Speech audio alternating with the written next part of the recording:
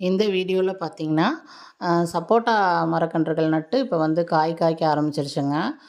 இப்போ இது வந்து நட்டு வந்து 2.5 வருஷம் கிட்ட ஆகுதுங்க. போன வருஷமே வந்து கா பூ எடுத்ததுங்க. 1 காய் 2 காய் அப்படி வந்ததுங்க.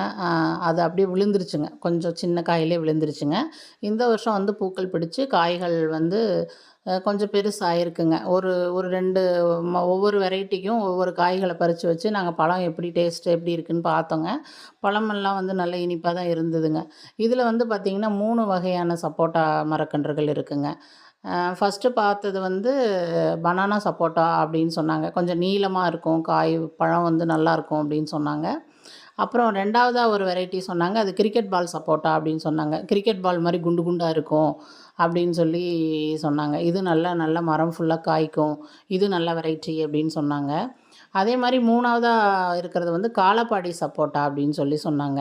அது அந்த ஊர்லேருந்து கிராஃப்டிங் பண்ணி கொண்டு வர்றது. காலாப்பாடி சப்போட்டா, காலாப்பாடி மேங்கோ இந்த மாரி வெரைட்டீஸ் எல்லாம் அங்க ரெடியாகி வர்றது.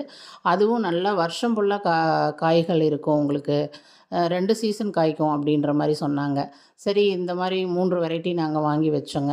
அதே மாரி சப்போட்டால வேற என்ன வெரைட்டிகள் இருக்கு அப்படிங்கிறத வந்து நீங்க கமெண்ட்ல சொன்னீங்கன்னா, அந்த மரக்கன்றுங்களையும் வாங்கி எங்க தோட்டத்தில நடவு செய்றதுக்கு உதவியா இருக்குங்க. தேங்க்யூங்க.